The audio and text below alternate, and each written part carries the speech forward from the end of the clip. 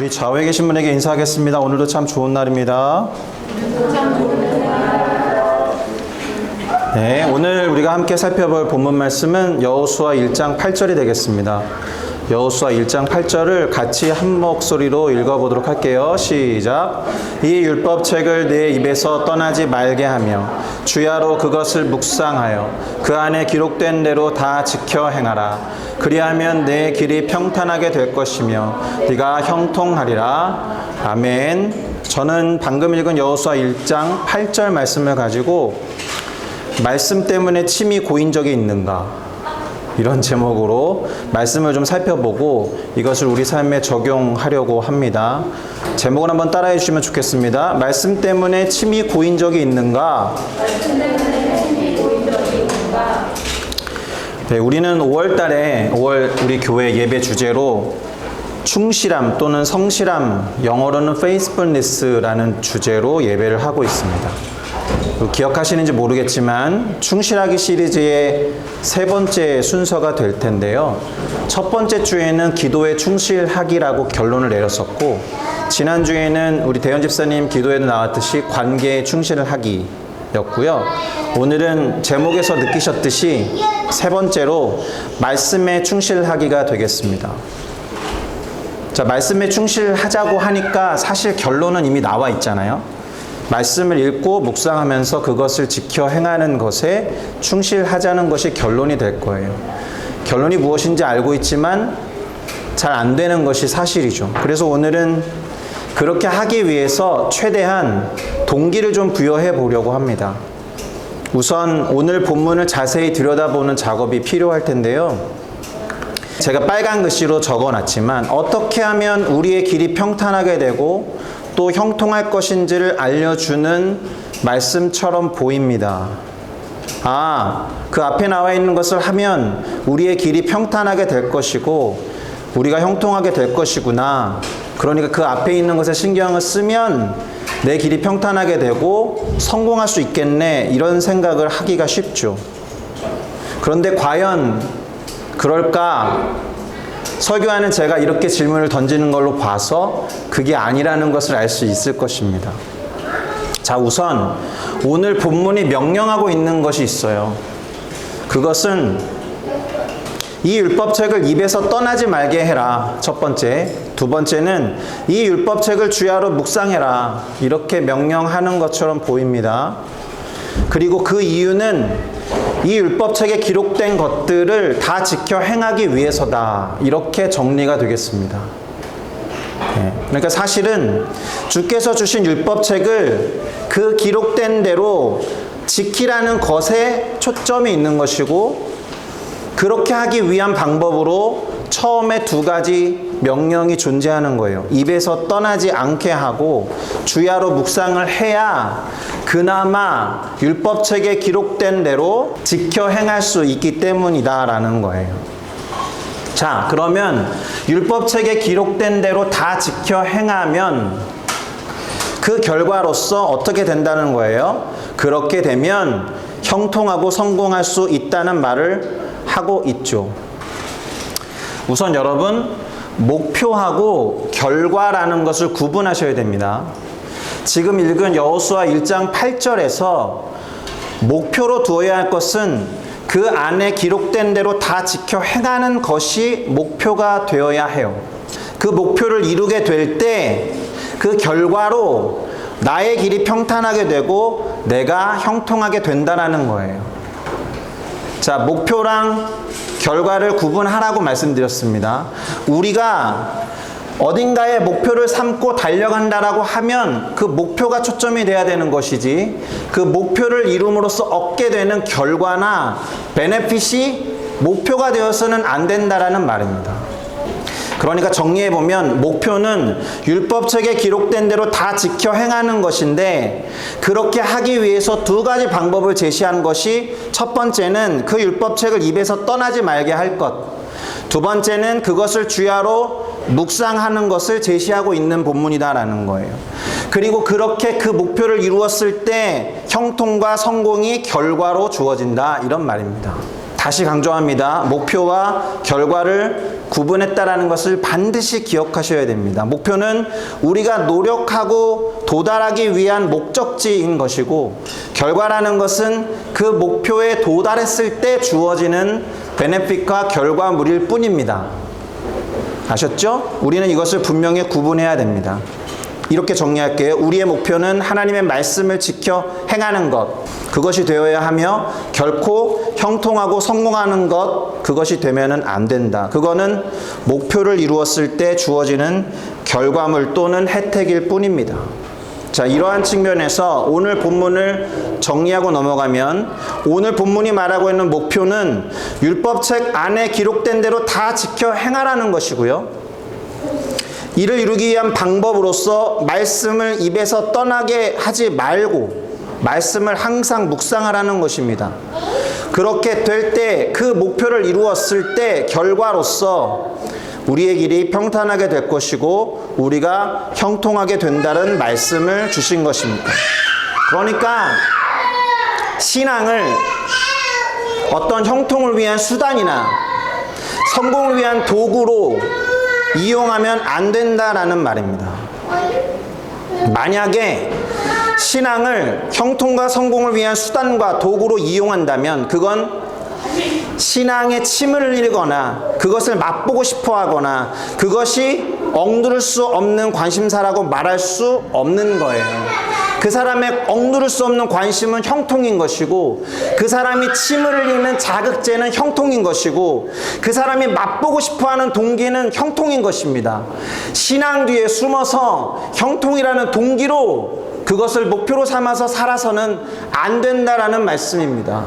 여호수아 1장 8절을 말씀을 가지고 누군가 너 성공하기 위해서 하나님의 말씀을 지켜 행해야 된다라고 말하는 그 말이 어떤 경우엔 절반은 맞을 수 있지만 보통 경우에 완벽하게 드러맞는 말이 아니다라는 거예요. 우리의 목표는 하나님의 말씀에 적힌 것을 지켜 행하는 것, 지켜 행하기 위해서 자주 묵상하고 자주 입에서 떠나지 않게 되새기는 것이어야 한다라는 거죠.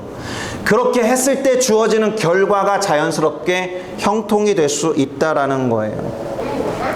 저는 이제 한국에 가면은 교보문고나 옛날에 뭐 종로서적이나 반예 루이스나 이렇게 대형 서점에 가는 걸 좋아해요. 대형 서점에 가면 여러분도 그러겠지만 첫 번째로 찾아가는 분야가 있을 것입니다. 제가 한참 상담과 심리학을 공부했었을 때는 교보문고에 가면 그대로 심리학 코너로 달려갔어요. 저에게 억누를 수 없는 관심사는 심리학과 상담이었던 거예요. 상처받은 사람들을 어떻게 도와주고 치유할 수 있을까?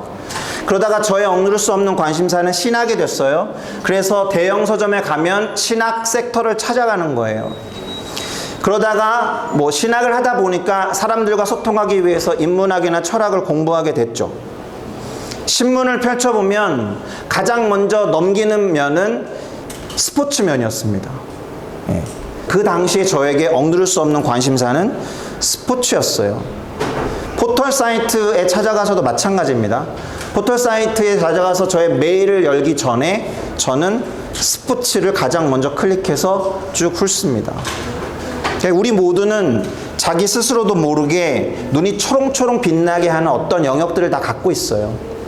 잘 생각해 보세요. 억누를 수 없는 관심사가 다 있다라는 것입니다. 다르게 말하면 그것이 물욕일 수도 있고요. 그것이 어떤 것에 대한 소유욕일 수도 있고, 또 식욕일 수도 있습니다. 성욕일 수도 있고요. 뭔가 본능과 관련된 당연한 반응과 자극들, 이런 것들이 억누를 수 없는 관심사로 표출되기도 합니다. 저거 꼭 갖고 싶은데, 저거 꼭 해보고 싶은데 하는 게 다 있을 거예요. 반대로 생각하면 힘들고 지칠 때 찾아가서 의지하는 대상이 있을 것입니다. 누구를 찾으십니까? 그리고 무엇을 찾습니까? 사람을 찾으십니까? 술을 찾나요? 기분 전환을 위한 다른 여러 가지 장치들이 있을 것입니다. 이런 질문을 한번 여러분에게 던져볼 필요가 있습니다. 힘들고 어려울 때 말씀을 찾는가? 나에게 억누를 수 없는 관심사는 하나님의 말씀인가? 저거 읽고 싶은데, 저거 찾아보고 싶은데 하는 것이 하나님의 말씀인가? 자, 이제 말씀 묵상을 하는 것에 대한 얘기로 돌아가 보도록 하겠습니다. 우선 말씀을 묵상한다고 할 때 묵상에 해당하는 원어는 하가라는 단어예요. 그리고 이 단어가 가진 의미가 다양하게 번역이 됩니다. 뭐 흐느끼는 것, 으르렁거리는 것, 말하는 것, 말 그대로 묵상하는 것, 명상하는 것, 상상하는 것, 고안하는 것 등으로 번역이 되는 단어예요. 성경을 잘 찾아보면 똑같은 원어를 썼는데 다르게 번역해 놓은 경우가 왕왕 있죠. 이렇게 다양하게 번역이 되어서 성경에 기록되어 있는데 그래도 주로 묵상하다라고 번역이 되는 단어가 이 하가라는 단어예요. 대표적인 구절을 몇 개 찾아보면 시편 1편 1절에서 2절에 보면 2절만 읽을게요. 오직 여호와의 율법을 즐거워하여 그의 율법을 주야로 묵상하는도다의 단어가 원어로 하가입니다. 시편 19편 14절에 나의 반석이시오 나의 구속자이신 여호와여 내 입의 말과 마음의 묵상이 주님 앞에 연락되기를 원하나이다 할 때 이 묵상도 하가예요. 그런데 이때는 뭔가 생각하다에 가까운 묵상의 의미인 것 같아요.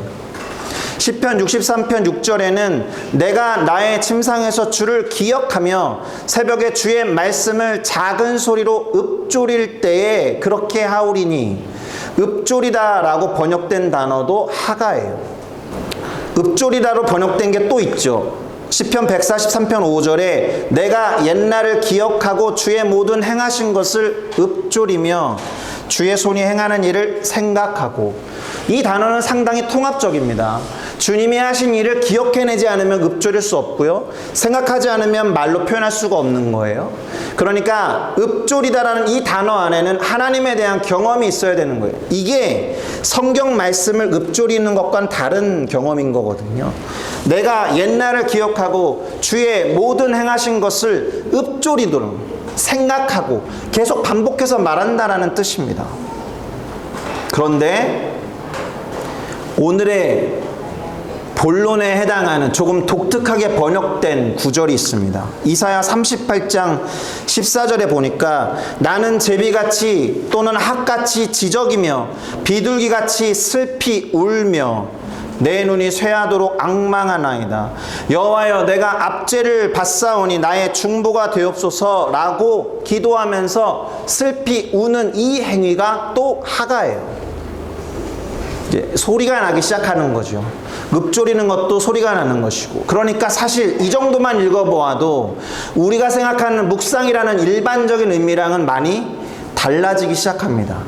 정점을 치는 구절이 이것입니다. 이사야 31장 4절 여호와께서 이같이 내게 이르시되 큰 사자나 젊은 사자가 자기의 먹이를 움키고 으르렁거릴 때에 그것을 치려고 여러 목자를 불러왔다 할지라도 그것이 그들의 소리로 말미암아 놀라지 아니할 것이요. 조금 설명해 보면 사자, 특별히 젊은 사자가 자기의 먹이가 될 만한 어떤 작은 동물을 보고 으르렁거리는 상태입니다. 으르렁거린다라고 번역된 묵상이라는 단어를 기억하시면 도대체 이 말씀을 어떻게 바라보기에 이사야 선지자는 메디테이션이라고 해석되는 하가라는 단어를 으르렁거린다라고 번역했을까? 생각해 보시면 마치 이와 같은 이미지를 생각하셔야 돼요. 먹잇감을 노려보는 사자의 모습에 빗대서 이 하가라는 단어를 사용하고 급기야 그 의미를 으르렁거린다라고 번역했다라는 거예요. 유진 피터슨이라는 사람이 이 책을 먹으라는 책을 썼습니다. 그 책에 보통 묵상으로 번역하는 하가라는 단어에 대해서 그가 어떻게 적어놨는지 제가 읽어드리겠습니다.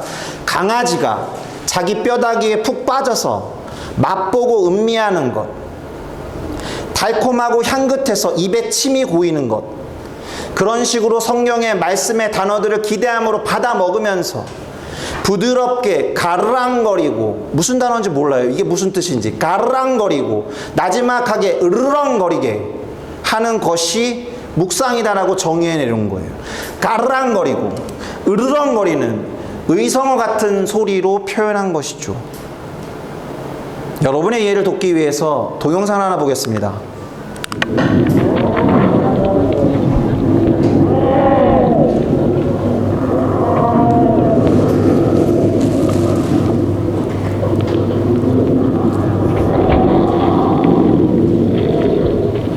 이런 소리가 가르랑거리는 소리인가 봐요. 어린 사자가 먹잇감을 뜯어 먹으면서 으르렁거리는 것은 저 뒤에 있는 어른 사자들이 하는 일이고, 어린 사자가 자기의 먹잇감 앞에서 소리를 내는 이 소리, 이걸 가르랑거리는 소리라고 하고, 이 단어를 메디테이션으로 번역하는 하가에 적용했다라는 거예요.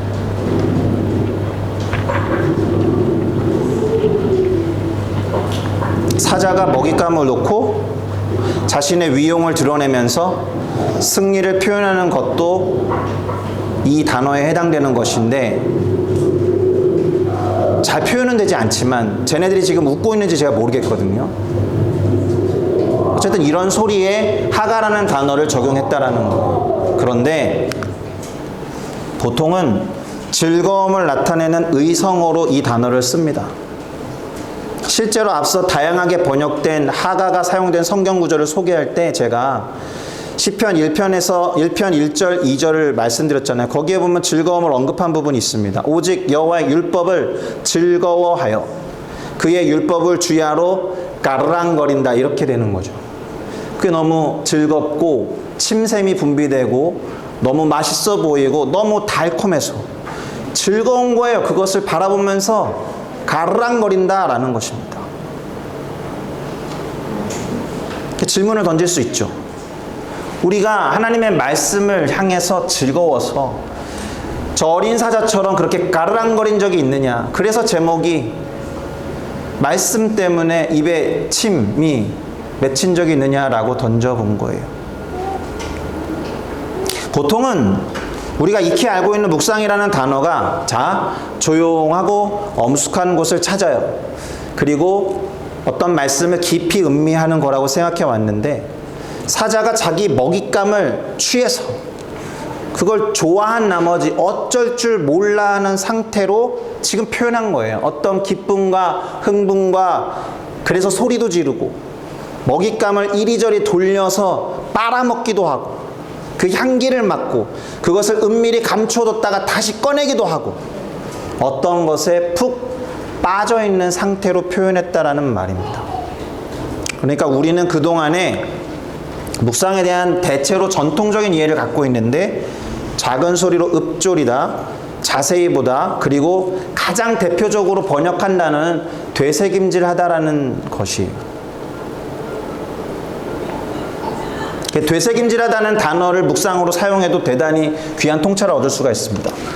그래서 묵상을, 성경을 대할 때 통독도 있고 성경 공부도 있지만, 만약에 묵상을 한다고 한다면 잘게 쪼개서 여러 번 곱씹어야 되는 거예요.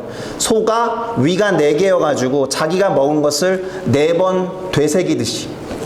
그러니 아침마다 또는 저녁이 됐든 우리가 정한 그 시간에 말씀 한 구절을 깊이 묵상하는 사람은 그 내용이 무엇인지를 곱씹고 또 곱씹고 또 곱씹는 작업, 그것이 묵상의 원래 의미예요. 되새김질하는 거니까. 그래서 제가 묵상을 지도할 때 가장 먼저 제시하는 방법은 그 구절을 읽고 요약해라, 이거거든요. 요약하기 위해서 같은 구절을 몇 번쯤 읽어야 될 것 같아요? 보통 사람들이 3번 내지는 4번을 읽어야 돼요. 물론 익숙해지면 한 번만 읽고 나 요약에 초점을 둘 거야 하면 한 번에도 할 수 있는 사람이 있지만, 제대로 된 요약을 하기 위해서, 그 말씀 구절을 이해하기 위해서는 보통은 3번이나 4번을 되새김질해야 된단 말입니다. 그런데 유진 피터스는 이 의미에 덧붙여서 말씀이 주는 흥분, 말씀이 주는 즐거움, 기쁨, 맛, 이런 이미지로 뭔가에 흠뻑 빠져있는 의미로 우리한테 도전하고 제시하고 있다는 거예요. 얼마나 말씀에 빠져드는지 주야로 묵상할 정도가 된 거 아닙니까? 맛과 재미에 빠져들어가지고 그런 경험들 다 갖고 있잖아요. 억누를 수 없는 관심사와 관련된 게임 밤새 하잖아요. 그래서 시편 기자가 말씀에 대해서 되게 재미있는 표현들을 여러 개 기록해 놨죠. 시편 19편 10절에는 꿀과 송이 꿀보다 더 달다. 사람이 뭔가 많은 탈취물을 얻은 것처럼 나는 주의 말씀을 즐거워합니다라고 119편 162절에 말해놨어요. 그리고 급기야 여호와의 선하심을 맛보아 알지어다라고도 말합니다. 뭔가 대단히 구체적이고 맛보아 알고 경험해서 그 맛을 좀 알았으면 하는 사람의 도전인 거예요. 적어도 이렇게 말하는 사람은 그렇게 하는 즐거움을 아는 거죠. 그러니 다시 시편 1편 2절을 볼게요.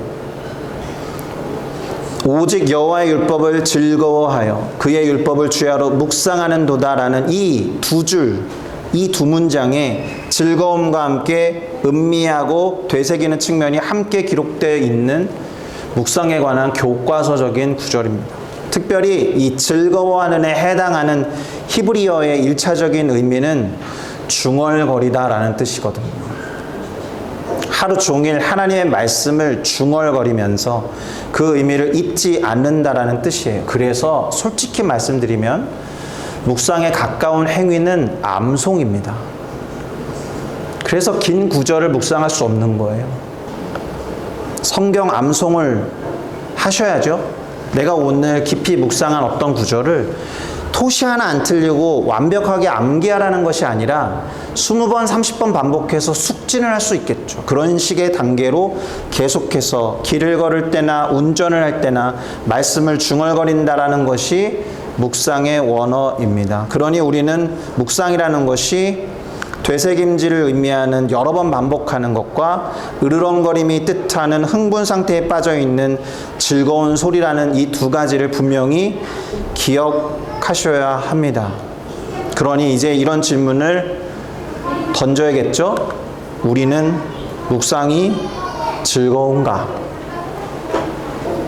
쉽게 그렇다라고 대답하기 어려운 걸 압니다. 성경을 그렇게 맛있게 즐기지 못한다라고 해야겠죠. 그러면 우리는 왜 성경을 그렇게 맛있게 즐기지 못할까요? 여러 가지 이유가 있겠지만 가장 큰 이유는 그것을 맛보지 못했기 때문입니다. 그것을 맛보지 않고 어떻게 그것이 달고 오묘하다는 걸 알겠습니까? 많이 읽지 않기 때문에 그렇다라는 것입니다. 꾸준히 읽지 않기 때문에 그렇다라는 거예요. 안 읽으니까 모른다라는 것입니다. 맛보지 못했으니까. 그래서 도전을 해야겠죠. 말씀을 보면서 초롱초롱 우리의 눈이 빛나기를 바란다라는 것이고, 말씀에 대한 욕구와 욕망이 자연스럽고 당연한 반응이 되기를 도전하고 싶습니다. 야, 저 말씀 저거 꼭 갖고 싶다. 저 말씀 꼭 맛보고 싶다. 저거 꼭 읽고 묵상하고 또 공부하고 싶다. 왜? 묵상이라는 단어의 의미가 그런 것이니까. 이렇게 되도록 일단은 해봐야겠죠. 이것 이외에 다른 방법이 없어요. 일단 우리가 즐기지 않는다는 것을 인정할 필요가 있겠죠. 그래서 뭘 해야 돼요? 기도를 해야 되는 거예요. 목표를 거기에 두셔야 합니다. 오죽하면 하나님이 말씀을 네 입에서 떠나지 않게 하고 말씀을 주야로 묵상해라. 그래서 그것을 다 지켜 행하면 네 길이 형통할 거야 라는 결과와 베네핏을 언급하셨겠습니까? 좋아요. 동기와 목표가 무엇이 됐든지 간에 나 축복받기 위해서, 나 성공하기 위해서, 나 형통하기 위해서 말씀 봐야겠다. 괜찮다고 생각합니다. 어떤 면에서는. 그러나 그렇게 말씀 읽기가 시작된다면 우리의 목표가 말씀 자체에 있게 될 거다라고 저는 믿습니다. 그러니 동기가 어찌 됐든지 간에 말씀을 좀 읽으시죠, 제발.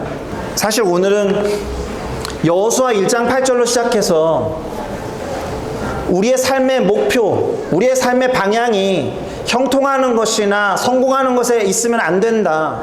우리의 목표, 우리의 삶의 방향은 하나님의 말씀이 기록된 대로 지키는 것에 있을 때 그것은 결과물로 주어진다라는 말씀을 해석해 드리고, 그렇게 하기 위해서 말씀 묵상 또는 읽기가 갖는 원래 의미를 도전해서 말씀드린 것입니다. 으르렁거리고 가르렁거리는 즐거움과 흥분의 상태라는 것, 그리고 그것이 꼭 조용한 곳에서 음미하는 것에만 있지 않다라는 것, 우리가 충분히 말씀에 대해서 그것이 나의 억누를 수 없는 관심사가 될 수 있다라는 도전, 그것을 꼭 취하는 여러분이 됐으면 좋겠습니다. 제가 한 주간 동안 이 말씀에 충실하게 하기 위해서 어떠한 찬양을 부르고 같이 기도를 할까 고민하다가 용호 형제가 가사를 붙이고 3년 전에 제가 곡을 쓴 게 있습니다. 그 노래를 부를 것인데 부제는 방황했던 나 다시 돌아갈래예요.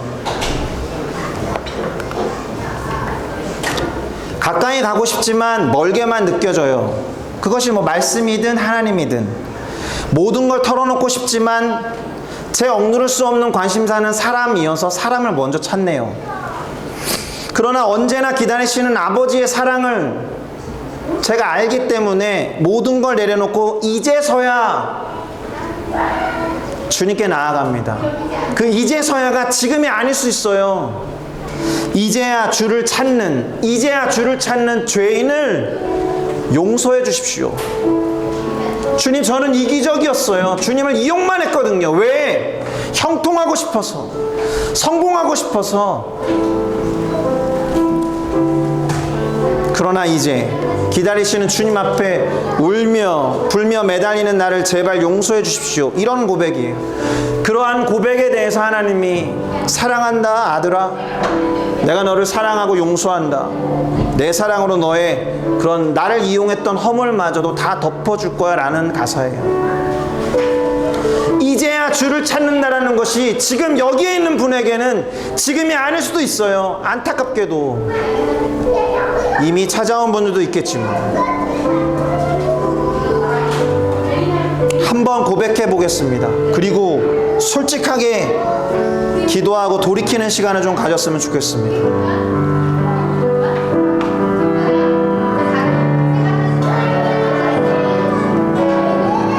가까이 가고 싶지만 멀게만 느껴지네요. 모든 걸 털어놓고 싶지만 사람을 먼저 찾네요. 언제나 기다리시는 아버지 사랑 때문에 모든 걸 내려놓고 이제야 주님께 나아갑니다. 사람도 술도 다른 무엇도 내 맘을 채울 수 없어. 이제야 주를 찾는 이 죄인을 아버지 용서하세요.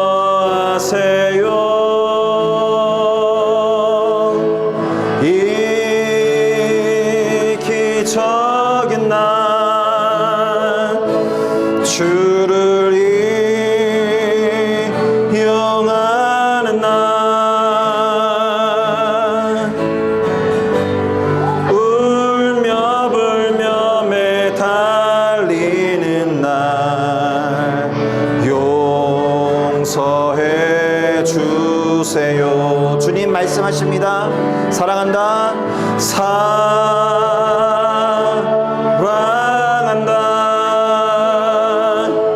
너를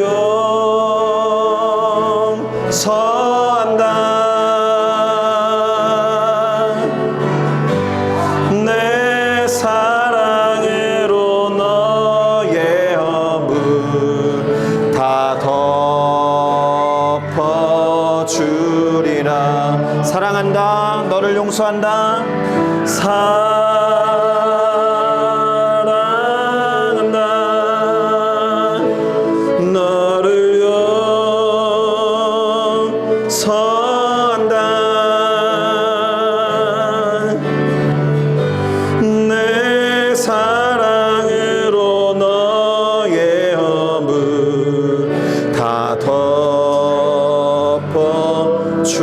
주리라.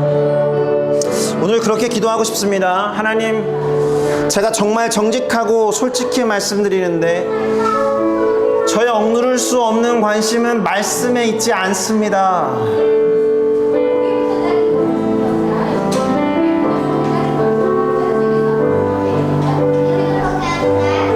제 육체적인 침이 고이는 순간은 말씀을 볼 때가 아닙니다.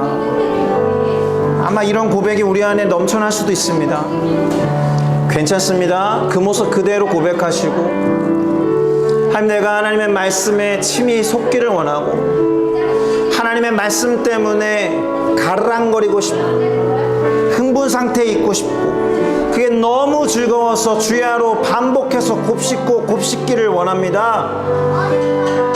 그것에 우리의 삶의 목표를 두게 하여 주십시오라고 기도했으면 좋겠고요. 도전하기로는 이 한 주간 동안에 말씀에 충실하기를 한다면 그 이후에도 충실할 수 있도록 연습하고 훈련하는 한 주간이 되기를 결단해 주셨으면 좋겠습니다. 더 이상 이기적인 내가 돼서 하나님을 이용하지 마시고, 하나님의 말씀이나 신앙도 내 형통을 위해서 이용하지 마시고, 바라건대 하나님 언제나 우리 가운데 얻을 게 없는데도 불구하고 우리를 목표로 두신 것처럼 우리도 하나님께 목표를 두게 해달라고 기도했으면 좋겠습니다. 같이 그런 마음으로 기도를 시작하도록 하겠습니다. 기도합니다.